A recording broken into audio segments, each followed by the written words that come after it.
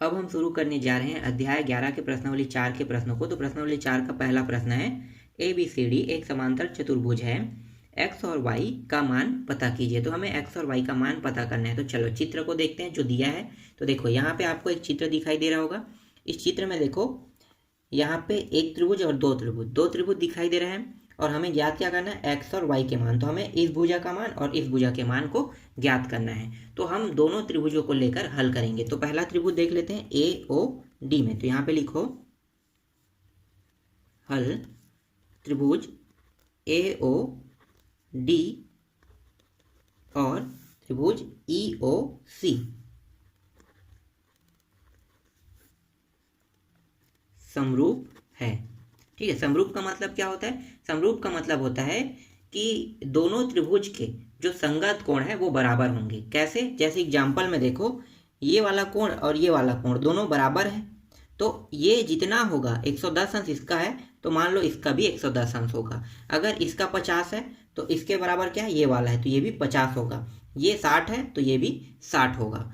तो इस तरह से जो कोण बराबर होते हैं ना, उसी को हम समरूपता कहते हैं या समरूप सिद्ध करते हैं। तो समरूप का मतलब आपको समझ में आ गया। तो समरूप का मतलब जब दोनों त्रिभुज के कोण बराबर होंगे तभी वो क्या होंगे, समरूप होगा। ठीक, आगे बढ़ते हैं। इसके बाद यहाँ पे लिखो, इसलिए उनकी संगत भुजाएं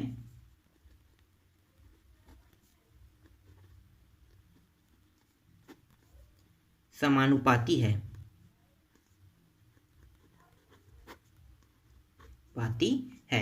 अब हम इन सभी भुजाओं को लेंगे। तब एक त्रिभुज में कितने भुजाएं होते हैं? 3 भुजा, 1 2 3।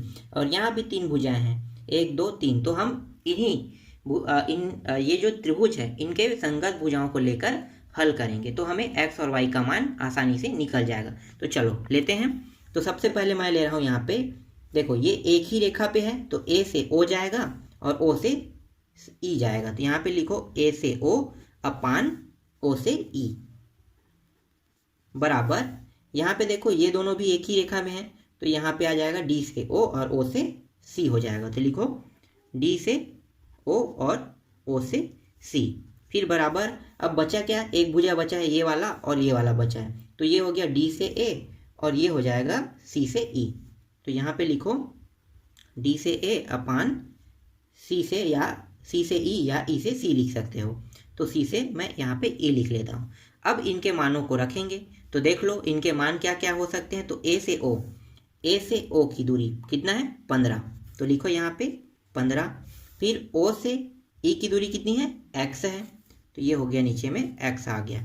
इसी तरह से d से o देखो, तो d से o का मान कितना है? 10 है। तो ये हो गया 10। और o से c का मान है 6 है, बराबर। बचा क्या? d से a, तो d से a का मान है 9 है यहाँ पे। और e से c, देखो e से c कितना है? y है। तो ये आ गया, y आ गया। अब क्या करेंगे? अब हम एक बार इसको लेके हल करेंगे और दूसरी बार इन दोनों को लेकर हल करेंगे। तो मैं यहाँ पे इसे 2 भागों में विभाजित कर लेता हूँ। ठीक है, पहला भाग मैं x वाले मान को रखूँगा इन दोनों को और दूसरी भाग में इन दोनों को रखूँगा। तो यहाँ पे है 15 अपान x बराबर 10 अपान 6 को लूँगा। और दूसरी साइड 10 अपान 6 बराबर 9 अपान y को लेकर हल करूँगा। तो देखो ये जो मान है इसमें x y नहीं है, इसलिए क्या होगा, ये दोनों को हल कर रहा है। ठीक है, दोनों के लिए हल पॉइंट बन रहा है ये। अब हल करते हैं। तो यहाँ पे मैं क्या करूँगा, ये जो x है इसको इस साइड ले आऊँगा और इस 6 को इस साइड ले जाऊँगा। तो यहाँ पे आ जाएगा कितना है? 15 है ना। 15 गुणित 6 बराबर 10 गुणित x हो जाएगा। यहाँ पे तिर्या गुणा नियम लागू हुआ है। ठीक है, तिर्या गुणा मतलब ये इसके साथ गुणा होगा और ये इसके साथ गुणा होगा। तो देखो 15 के साथ 6 का गुणा और x का गुणा 10 के साथ हुआ। आगे इसको पहले हल कर लेते हैं। ठीक है, इसके बाद बाकी इस पॉइंट को दूसरे में देखेंगे। तो पहले इसको हल कर लें। तो 15 छक्के कितना होता है? 15 छक्के 90 बराबर 10x। ये हो गया 90 और ये 10 अब इस साइड आएगा वापस। तो क्या होगा, फिर तिर्या गुणा के रूप में ऊपर से नीचे आ जाएगा और यहाँ पे बचेगा सिर्फ x। भाग दे दो, तो भाग देंगे तो ये हो गया 10 निया 90। तो ये आ गया x का मान 9 प्राप्त हो गया। x का मान निकल गया। अब y बस के मान को हमें निकालना है। तो अब इसको भी हल कर लेते हैं। तो यहाँ भी क्या होगा, तिर्या गुणा होगा। ये नीचे का मान वो यहाँ पे ऊपर आ जाएगा, ये नीचे के मान यहाँ पे ऊपर चला जाएगा। तो ये हो जाएगा 10y बराबर 9 गुणित 6। ये हो गया 10y बराबर 9 9 छक्के 54। यहाँ पे y बस को रहने देते हैं, 10 को इस साइड ले आते हैं तो कहाँ पे जाएगा, ऊपर से नीचे आ जाएगा। तो ये आ गया नीचे। ठीक है, नीचे आने का मतलब है कि तिर्यक गुणा नियम यहाँ पे लागू हो रहा है। फिर यहाँ पे y बराबर, इसको भाग देंगे तो कितना आएगा, 5.4 आ जाएगा। तो y का मान यहाँ पे प्राप्त हो गया 5.4। तो y का मान निकला 5.4 और x का मान निकला 9। अब यहाँ पे लिखना चाहते हो तो आप लिख सकते हो, अतः x बराबर 9 तथा y बराबर 5.4 प्राप्त हुआ। ठीक, यही क्या है इसका आंसर।